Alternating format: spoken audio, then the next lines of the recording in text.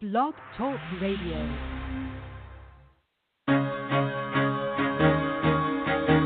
Carol the Coach. Sex, love, and relationships. We talk about it here. Carol the Coach. Compassion with contemporary relevance. I am a psychotherapist. I can be your personal life coach, and I can help you with your issues. There are no problems too small or too big. You can talk about anything. Speaker, columnist, radio TV host, and commentator. Carol the Coach brings messages of wellness and empowerment within reach of everyday people every day. Almost 5 years ago, I lost my soulmate in an accident. He was killed in a plane crash. Life just, for me, has seemed to stop. There are groups all over the city. I teach one. It is a specific way to start thinking so that you shift how you see the world, which then shifts your energy, and then you feel better and you actually see things differently. Carol the Coach. Always available too at carolthecoach.com. Now I've got Russell on the line. I'm 47 years old. I'm a truck driver. I'm married. I have a wife in San Francisco. Okay. I haven't been home in 6 months. My thing is, I don't know if I have a sex addiction or what the problem is. Why do I want what I can't have? And as soon as I can have it, I don't want it anymore. You're right on target when you say, I don't know if I have a sexual addiction. Well, guess what? Yes, you do. And you know what? That's my specialty, Russell, so you're at the right place. Continue. I meet women online, and I'm in a different part of the country. I travel all 48 states, so I love sex. I hear self-esteem issues. You never felt good enough, and you didn't feel like you were getting what you should have then, and you're reenacting that now. Do you want to change that about yourself? You get what you need.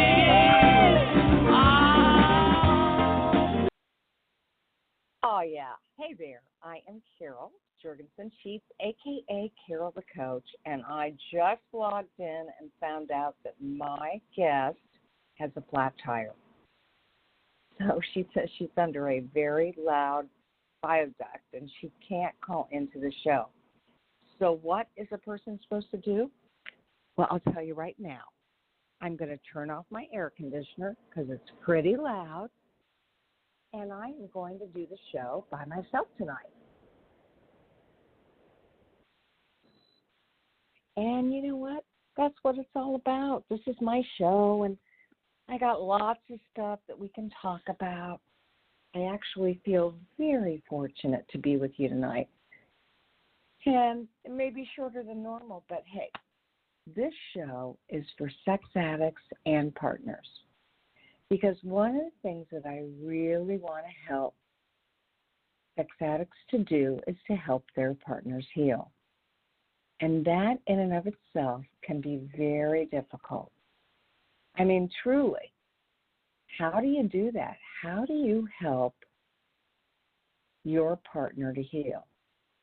Well, I got to tell you, one of the best ways to do that is to develop empathy. And empathy is what it's all about.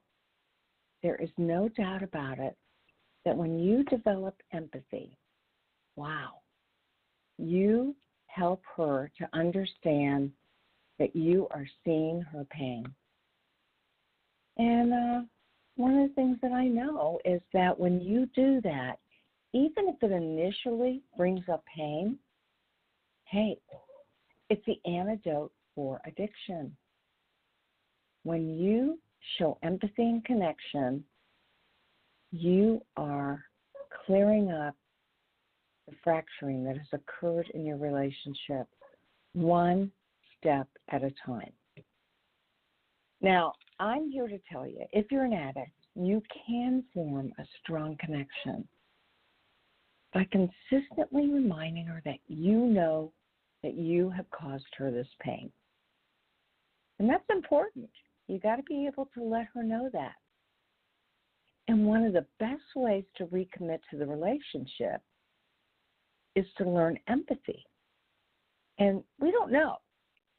We don't know if one of the reasons you became a sex addict is because you didn't understand empathy, so you didn't possess empathy and you couldn't show empathy, or if you did actually have empathy, but your addiction, unfortunately, your addiction took that away from you.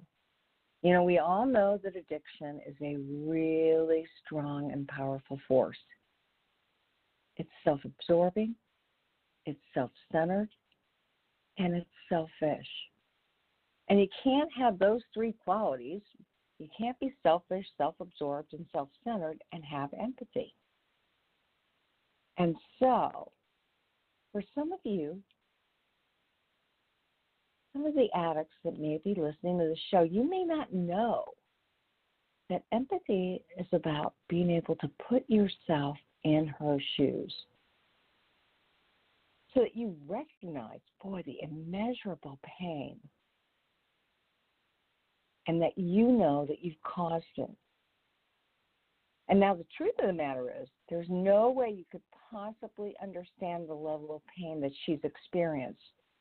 But when you see it, you name it, you claim it, you say, I caused it,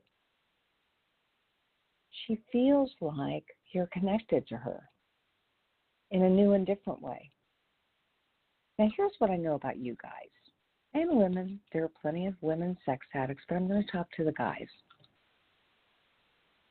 What I know is that you see that pain every second, every minute, every hour of the day. But your normal tendency is to walk away, to hide from it, to ignore it, and to act as if it's not there, because you don't want to bring out more pain. But that actually creates more painful moments for your partner. And even if it creates negative dialogue, even if she gets really frustrated with you, the truth of the matter is she wants to know more than anything two things. So remember this. One of the things that she wants to know is that you know that you caused this pain, this catastrophic, insurmountable pain. She wants to know that you get it, you caused it. And then the second thing she wants to know is the truth. She wants to know what the hell happened. How did this happen? When did it happen? Who did it happen with? Now, I say that, and what I do know is that not every woman needs to know the details or even the truth. But 98% of them do. So you're probably erring in a positive direction if you say to her, you know, I just need to know what you need to know. And then I'm willing to do that formal, therapeutic disclosure to help you to learn the truth. But I want you to do that in a safe and contained way.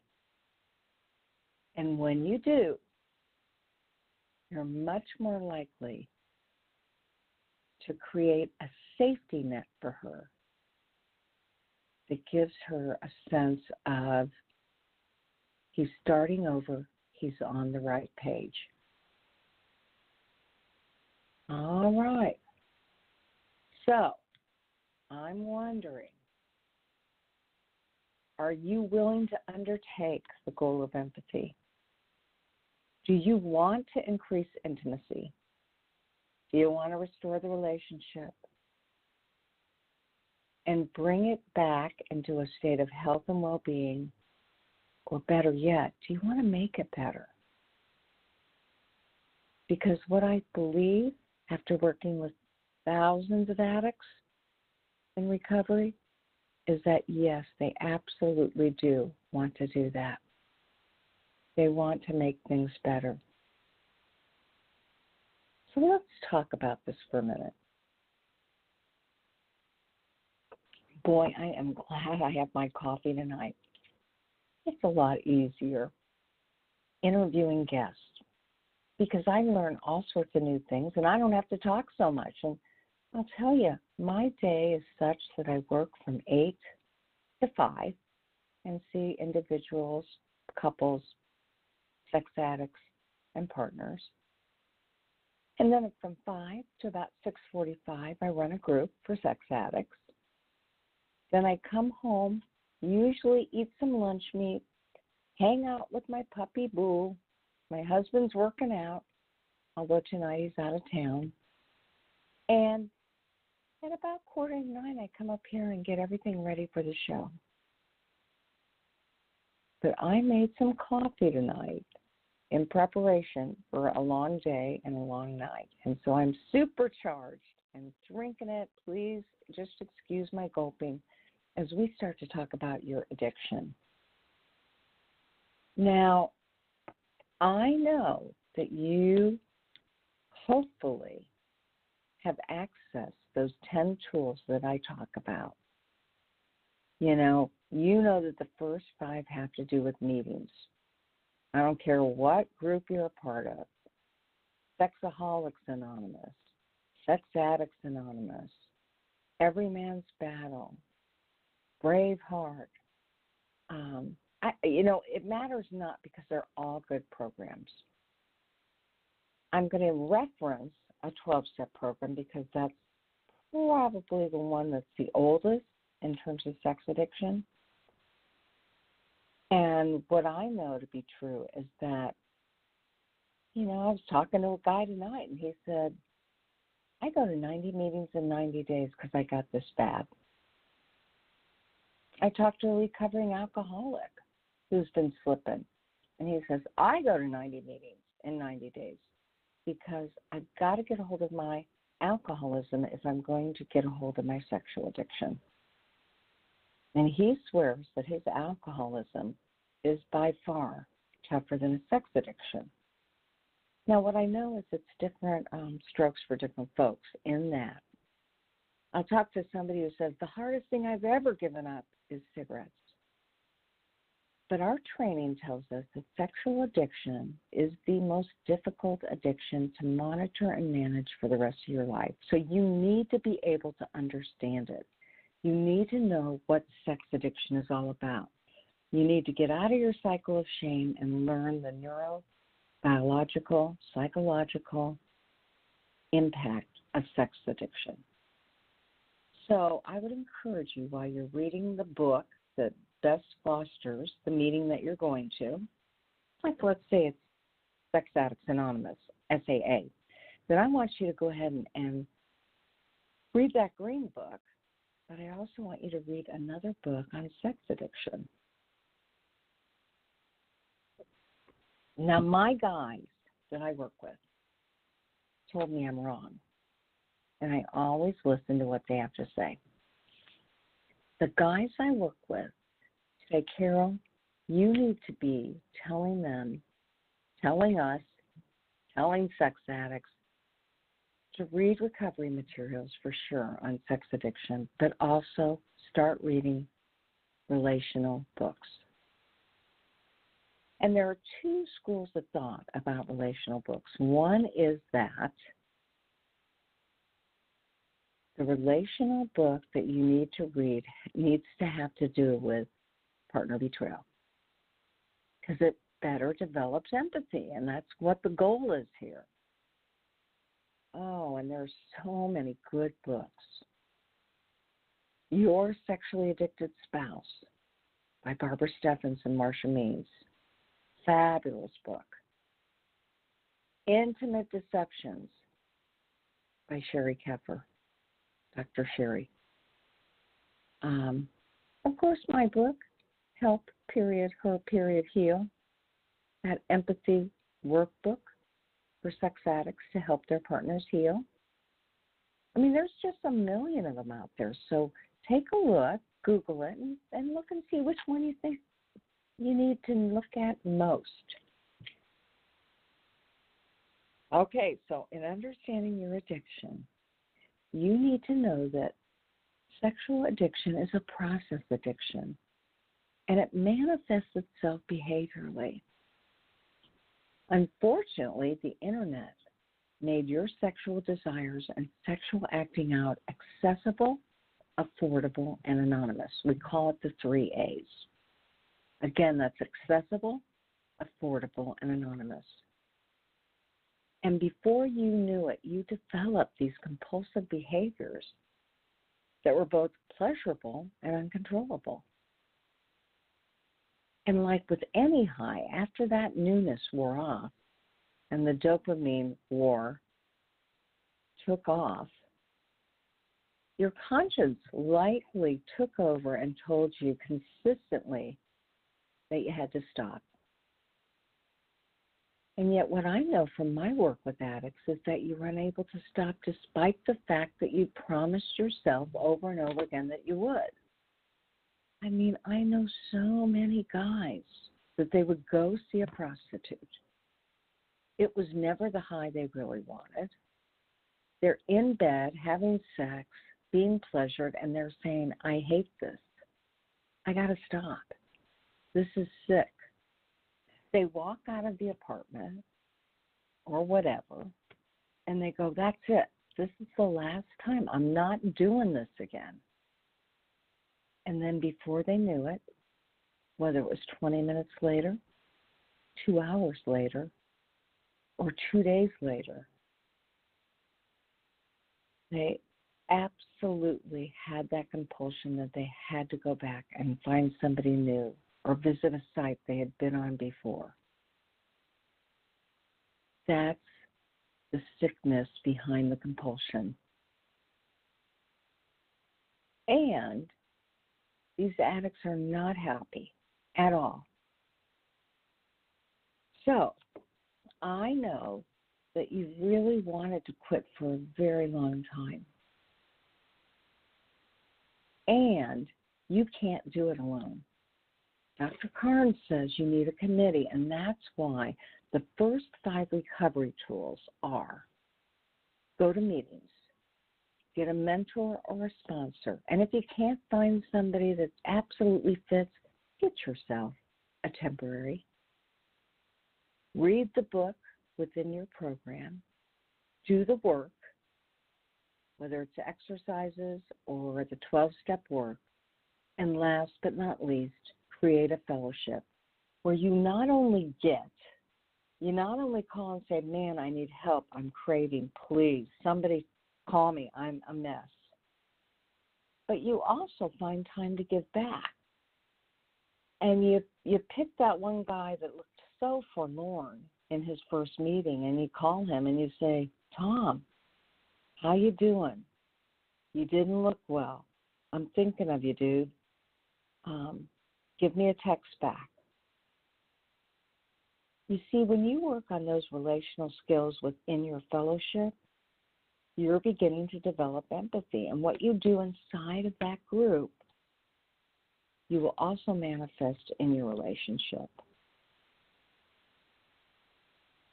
Now, as my book indicates, it's also very important to assess, hey, what do I want to do for my relationship? Am I willing? Now, that's a good question. Are you willing? Are you willing to do what it takes to repair this relationship? And when I was young, and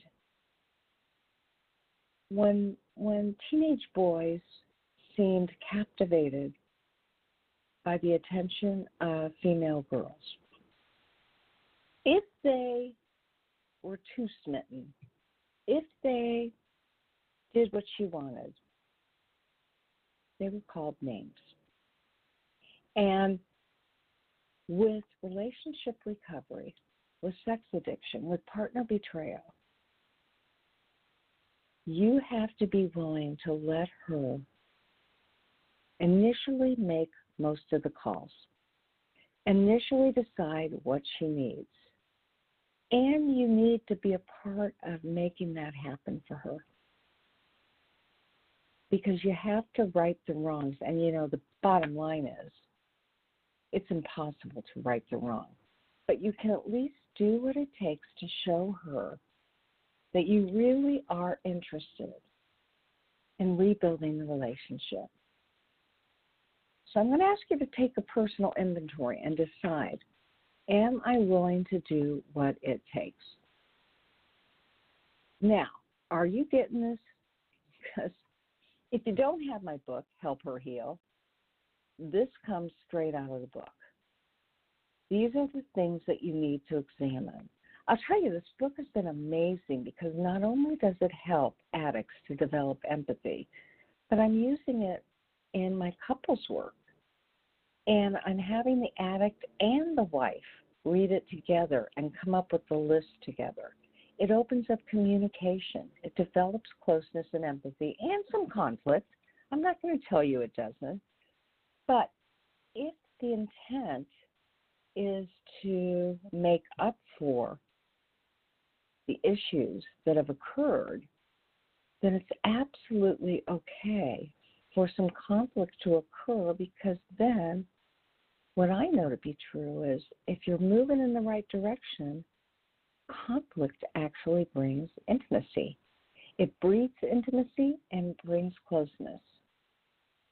So are you willing to do what it takes? Are you willing to give her all your passcodes? Are you willing to give her all your email addresses? Are you willing to put a GPS on your car? Are you willing to take snapshots at the drop of a dime, letting her know where you're at? I know you could create this list, and in actuality, I ask you to do that, to create 25 things you're willing to do to make this right.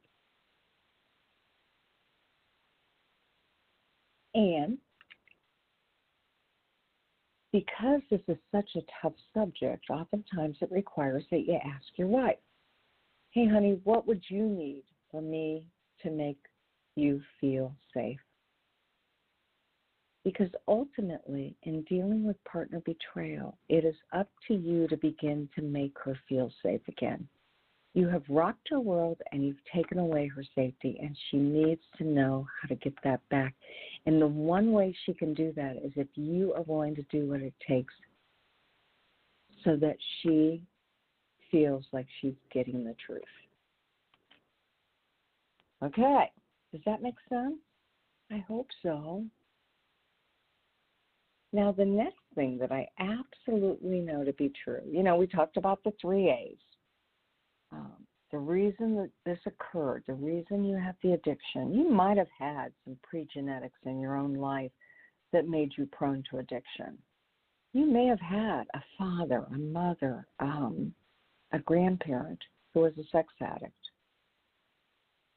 I'll tell you something that I have never, ever, ever shared on the show. I never even felt the need to share it. But I understood that my mother's mother was a sex addict. They didn't call her that, but she had so many affairs that my grandfather kicked her out. He basically said, get the hell out of here. I no longer want this relationship. Of course, back in the, I don't even know what that would have been. Probably the late 30s for my mother. She's dead now. But my mother's mother left her, never to return. And my mother was 7. And that was a lot of loss for my mother. There was a lot of betrayal for my mom, a lot of betrayal for her father. And, back then, sex was not necessarily anonymous, affordable, and accessible. Now, you and I both know that men have historically said it's really easy for men to act out. It's in their genes. It's in their DNA. They weren't meant to be monogamous. And yet we live in a monogamous society, and I truly believe it's monogamy that creates that sacred space for you to really feel loved, needed, depended upon.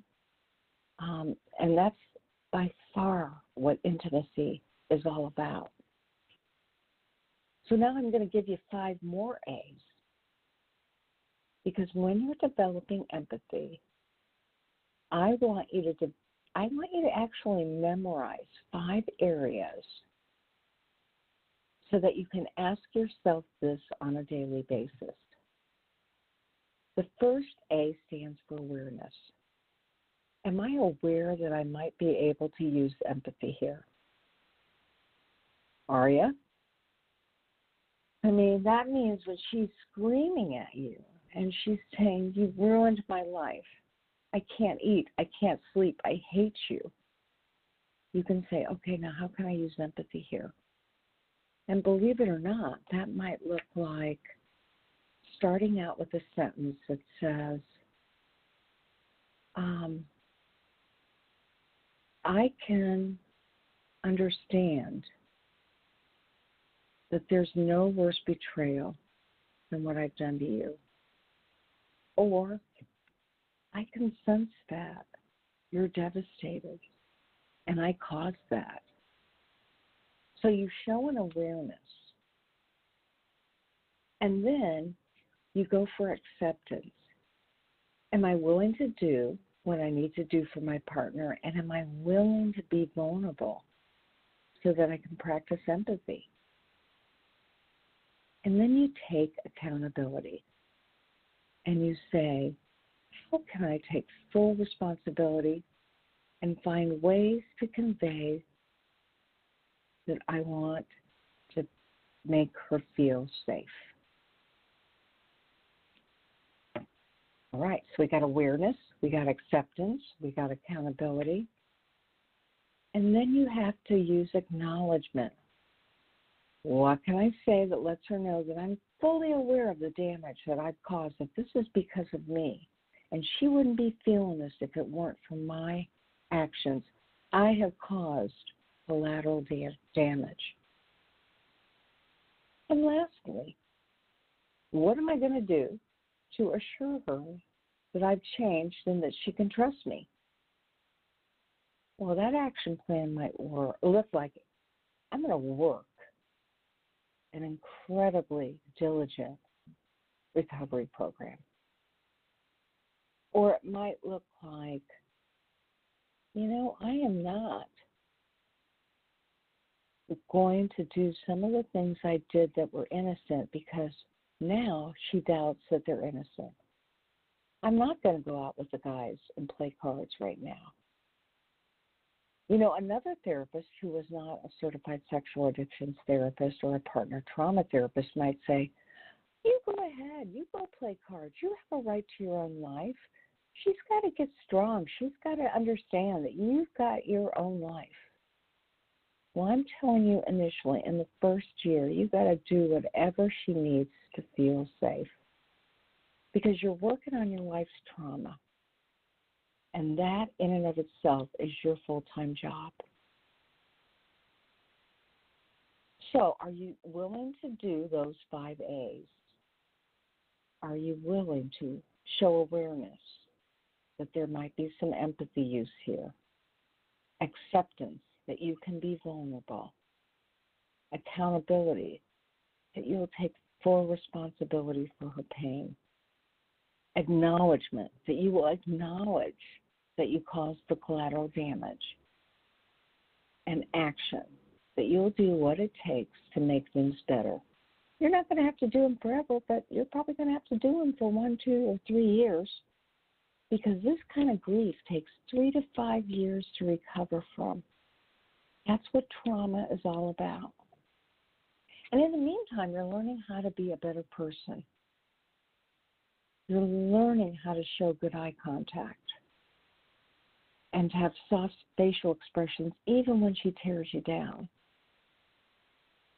You're willing to say, I'm not going to initiate anything, but if you need something from me, if you need a hug, if you want me to hold you, I'll be happy to do that. I'll talk in a soft voice because what we know about traumatized partners is that their brain does not filter communication as well, and they need soft voices and they need slow speech. And then again, that touching with permission. I was doing a partner betrayal recovery show. I do that on Thursdays at 2 o'clock on Blog Talk, and it's called Betrayal Recovery Radio. And the first show, I was so excited I was jazzed. I was hyped. And I was talking really fast. And I was just like going, I'm so happy to be with you. And I want you to know I'm here for you. And I went on with my exuberant self. And I got this Facebook comment that I really took to heart. You know, I'm real good at criticism. Somebody give me some criticism. I look at it as positive. I make the changes, and I let the rest roll off because I don't know what I don't know. But I did know this. I know that traumatized partners need a soft, quiet voice. But I was into my own zone, and I was ramping it up. So I have always made a mental note of that and really tried to make that a better situation. All right. Now, I know that I gave you a lot of information. I want you to know that this book also teaches you how to have Teflon, how to contain her anger, how to know that her anger is about the past, not the present or the future, that if you're in good recovery, all you can keep doing is proving that to her by doing it a day at a time. And I want you to know that couples that follow this formula, couples that work on empathy, addicts who do the next right thing over and over and over again, make incredible changes in their relationship. And let's face it, if you can begin to make her feel safe and closeness begins to occur, it'll make you feel better about you. Helping her heal will build your self-esteem. That's what I believe. That's why I wrote the book. So if you want more information, you can contact me at carolthecoach.com. And hopefully we'll have Dr. Crystal Hollenbeck back on the show. That's kind of a weird thing. Dr. Hollenbeck back on the show. And from time to time, I'm going to be giving you information about this book, how to develop empathy, how to right the wrongs, how to communicate better. And I really would ask you to do it together. I mean, it's something you need to do, and I love it if you read through it once by yourself. But then the two of you can really figure out how to navigate this trauma dance as well as how to navigate the restoration dance and be the best that you can be. So I'm Carol the Coach, a.k.a. Carol Jurgensen Sheets, and I thank you so much for tuning in. And I'll give you more Sex Help with Carol the Coach next week. But in the meantime, there's only going to be one of you, whether you're an addict or a partner. There'll only be one of you at all times. Fearlessly have the courage to be yourself and make it a great day.